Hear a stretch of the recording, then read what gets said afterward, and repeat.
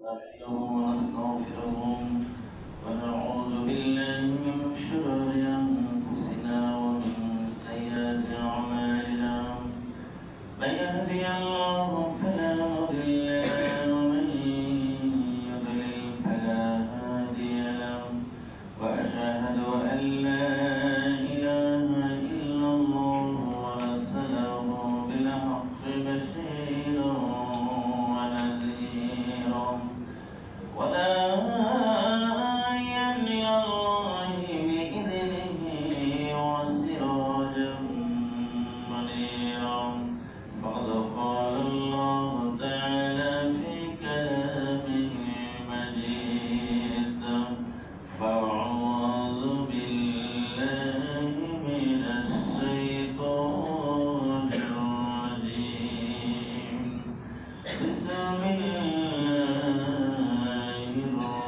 الرحمن الرحيم إن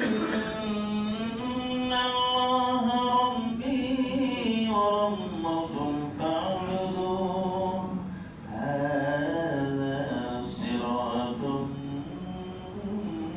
مستقيم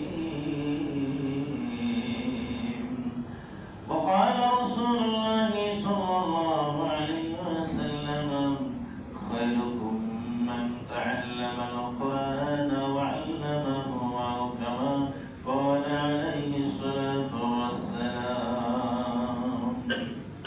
আল্লাহ জাল্লা শাআনুহু প্রতি লাখ কোটি শুকরিয়া ও সুজুদ পেশ করছি যে রব্বে কারীম আমাদেরকে দীর্ঘ একটি সপ্তাহ সুন্দর সুস্থ রেখে প্রতিকূল পরিবেশের মধ্যেও আল্লাহর ঘরের মেহমান হওয়ার জন্য জুমার নামাজ আদায় করবার উদ্দেশ্যে মসজিদে নববীর একটি অংশে আসার মতো সুযোগ যে মাহবুব দান করলেন তার দরবারে শুকরিয়া আদায় করি আলহামদুলিল্লাহ। শতকোটি দরুদ সালাম সেই প্রিয় নবীর উপরে যারা আমরা উম্মত হতে পেরেছি, যারা রোজা আতহারের প্রতিটি মুহূর্তে আসসালাতু ওয়াসসালামু আলাইকা ইয়া রাসূলুল্লাহ বলে সালাম দিচ্ছেন। তিনাদের সালামের সঙ্গে আল্লাহর ফেরেশতার মাধ্যমে নবীজির রওজায় সালাম পৌঁছিয়ে দেওয়ার লক্ষ্যে সংক্ষিপ্ত দরুদের মাধ্যমে সালাম জানাই সাল্লাল্লাহু আলাইহি ওয়াসাল্লাম। সম্মানিত সুধী, আমরা ধারাবাহিক আলোচনা সূরা আল ইমরানের গত জুমায় 51 নম্বর আয়াতে কারিমা পর্যন্ত আলোচনা করেছিলাম। তার এই ধারাবাহিকতায় আজকে 52 নম্বর আয়াতে কারিমা তেলাওয়াত করেছি। আয়াতে কারিমার মধ্যে আল্লাহ রাব্বুল আলামিন এখান থেকে নিয়ে পরবর্তী কয়েকটি আয়াতের মধ্যে যে আলোচনা করেছেন সেটি হলো হযরত ঈসা আলাইহিস সালাতু ওয়াস সালামের সময়ে যে সমস্ত মানুষ তিনার সহযোগিতা করেছেন তাদেরকে কি বলে সম্বোধন করেছেন, আর রব হিসেবে তাকে মেনে নিতে হবে, এটাকে যারা বিরোধিতা করেছে তাদের ব্যাপারে একটা সিদ্ধান্ত দিয়েছেন। এই তিনটা বিষয় নিয়েই আলোচনা।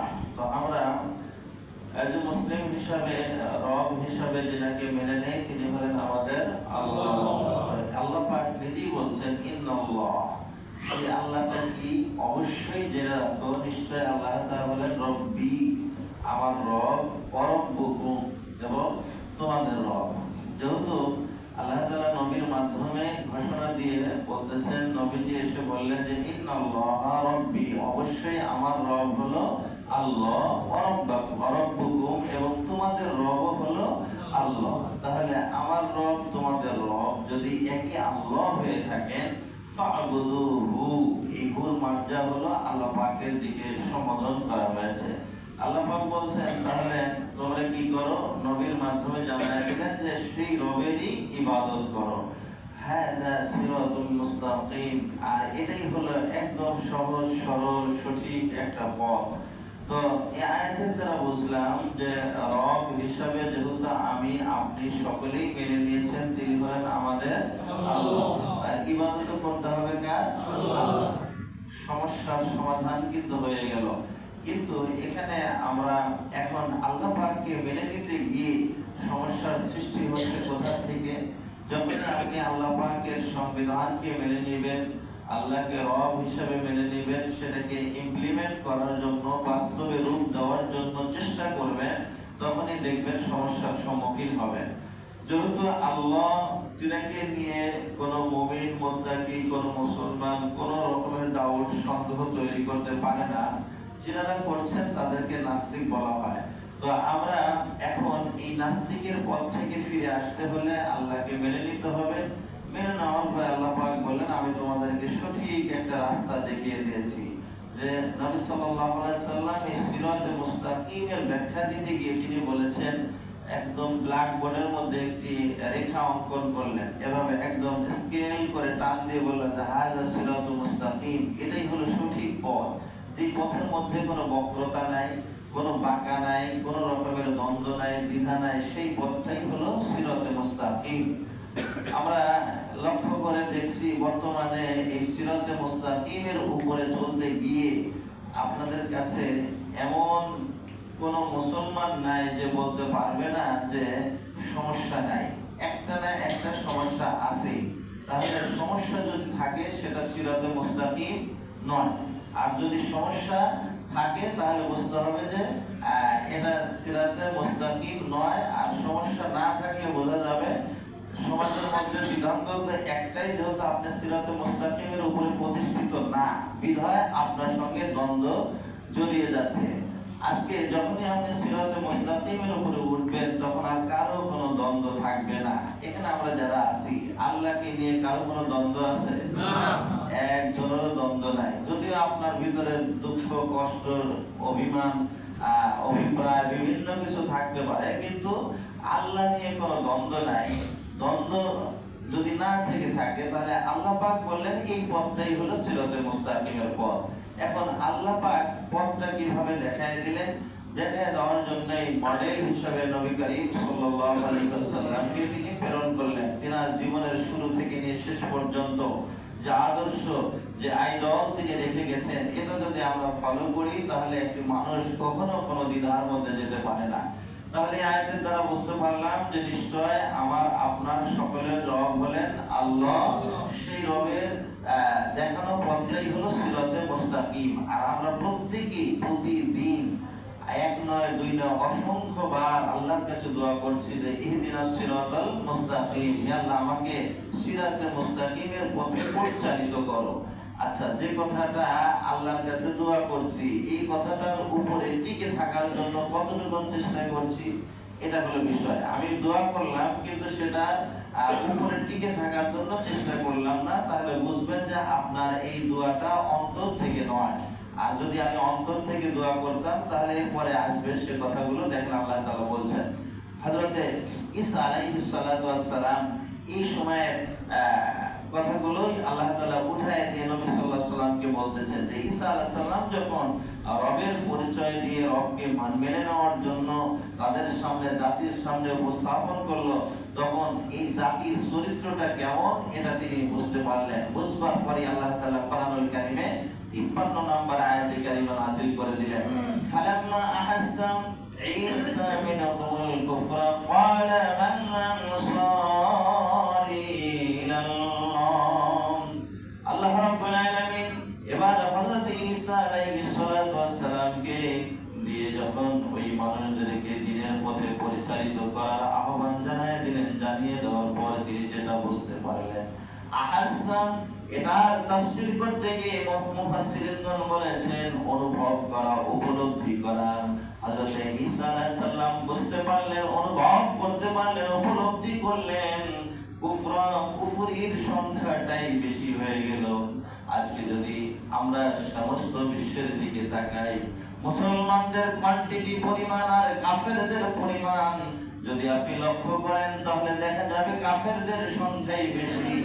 ঠিক ওই সময় এই কুফরি করার যে মানুষগুলো যারা ছিল তাদের সংখ্যাগুলো যখন অধিক পরিমাণে দেখতে পারলেন, দেখবার পরে এবার হযরত ঈসা আলাইহিস সালাতু ওয়াস সালাম এই কাফেরদের সামনে প্রশ্ন ছুড়ে দিয়ে বলল, মান আনসারি ইলাল্লাহ, তোমাদের ভিতরে আমি কুফরি দেখতে পাচ্ছি, কুফরি করার মধ্যে থেকে কে কে কুফরি ছেড়ে দিয়ে আনসারি ইলাল্লাহ, আল্লাহ পাককে সহযোগিতা করার জন্য কারা কারা প্রস্তুত। এই প্রস্তুত কারা আছো, এই মানুষদেরকে তিনি আহ্বান করলেন যে তোমরা নিশ্চয় কুফরের মধ্যে নিমজ্জিত আছো, এখান থেকে রিটার্ন করার জন্য, ফিরে আসার জন্য কে কে আছো যে তোমরা আল্লাহকে সাহায্য করবা? আল্লাহকে সাহায্য করার আহ্বান যখন জানালেন, এখন আমরা স্বাভাবিকভাবে বুঝি যে সাহায্য চায় কোন মানুষটি, যে মানুষটি খুব দুঃখ কষ্ট অভাবে আছে সেই মানুষটি সাহায্য চায়। তো এখন আল্লাহকে সাহায্য তো আমরা করি নাকি? কেউ করেন না সাহায্য। আল্লাহকে সাহায্য করবেন কিভাবে? টাকা দিয়ে, সম্পদ দিয়ে। আমরা স্বাভাবিক সাহায্য করি টাকা দিয়ে বা বিভিন্ন কিছু দিয়ে তাকে সাহায্য সহযোগিতা করি, পোশাক দিই, অনেক সময় যার যেটা প্রয়োজন সেটা দিয়ে সাহায্য করি। তা আল্লাহ তাআলা দেখেন পক্ষ থেকে দাওয়াতটা হলো মান আনসারি আল্লাহ, কে আল্লাহকে সাহায্য করবা? আল্লাহকে সাহায্য করবা কারা কারা? কলা, এর উত্তরে এবার ওই কাফেরদের ভিতর থেকে কিছু মানুষ তারা দিয়ে বলছে কলাল হাওয়ারিয়ুনা, হাওয়ারিয়ুনা নাহনু আনসারুল্লাহ, আমরাই হব আল্লাহর সাহায্যকারী। সুবহানাল্লাহ। তারা দেখেন কি কপাল তাদের খুলে গেল যখন তাদের মুখ থেকে বের হয়ে আসলো আমরাই আল্লাহকে সাহায্য করব। তো সাহায্য এরা যারা করেছে তাদের নাম হলো হাওয়ারি। হাওয়ারি কাকে বলা হয়? এর তাফসীর করতে গিয়ে মুফাসসিরুন বলেছেন হাওয়ারি হলো একটি সম্প্রদায়ের নাম। তো সম্প্রদায় কখন গঠিত হয়? অনেকগুলো মানুষ যখন এক জায়গায় বসবাস করে সামাজিকভাবে তাদেরকে বলা হয় এই একটা সমাজ। তো এই হাওয়ারি এর একটা সম্প্রদায় ছিল। এই সম্প্রদায়ের আচরণটা এমন ছিল, তারা বেশিরভাগ মানুষগুলো একদম নিট অ্যান্ড ক্লিন, আল্লাহর উপরে ক্লিয়ার কনসেপ্ট, একদম সুন্দর ধারণা রাখতে গিয়ে তারা করতো কি, দেওয়ালকে সাদা রঙে রঙিন করতো। আপনি আমাদের দেওয়ালটা ভিন্ন ভিন্ন কালারে করেন, কিন্তু সেই সময় তারা দেওয়ালকে সাদা রঙে রঙিন করেছে। ওই দেওয়ালের ভিতরে যারা এসেছিল তাদেরকে হাওয়ারি বলা হয়, একটা ব্যাখ্যায়। আরেকটা ব্যাখ্যায় বলেছে যে হাওয়ারি হলো তারা সাদা পোশাক পরতো, বিধায় তাদেরকে হাওয়ারি বলা হতো। সাদা পোশাক পরার পিছনে নবী করিম সাল্লাল্লাহু আলাইহি সাল্লামের ইঙ্গিত ছিল। বিশ্বনবী যতগুলো পোশাক আছে তার মধ্যে সাদা পোশাককে তিনি বেশি পছন্দ করতেন, আর ইন্সপায়ারও করেছেন যে তোমরা সাদা পোশাকটা বেশি পরবা, অন্য পোশাকের চাইতে সাদা পোশাক এটা হলো সবচাইতে বেশি মূল্যবান।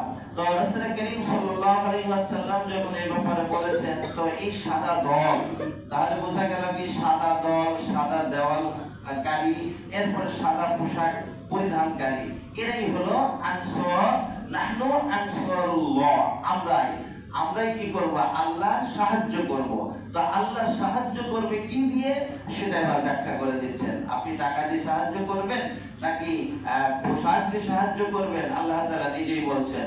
এদের জবাবটা যেটা ছিল, আরব তাদের জবাবটা কোরআনুল কারীমের মধ্যে রেকর্ড করে দিয়ে জানায় দিলেন আমান্না বিল্লাহি, আমান্না বিল্লাহি ওয়া আশহাদনা ওয়া শাহাদা বিআন্না মুসলিমুন। প্রথমত তারা বলল আমান্না বিল্লাহ, আমরা আল্লাহর উপরে ঈমান এনেছি, ওয়া শাহাদ বিআন্না মুসলিমুন, এবং আমরা সাক্ষী দিলাম আমরা মুসলমান। এখন আমরা এখানে যারা এসেছি আমরা ঈমান এনেছি কার উপরে? আল্লাহর উপরে। ঈমান যখন এনেছি, আনবার পরে আমরা এখন কি করব? সাক্ষী থাকুন আমরা মুসলমান।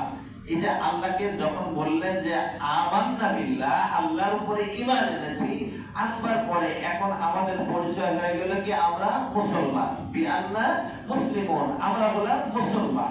তো এখন যখনই মুসলমান হিসাবে আল্লাহর কাছে সরাসরি সাক্ষী দিয়ে দিলাম যে আমরা প্রত্যেকেই মুসলমান, আল্লাহ তুমি সাক্ষী থাকো।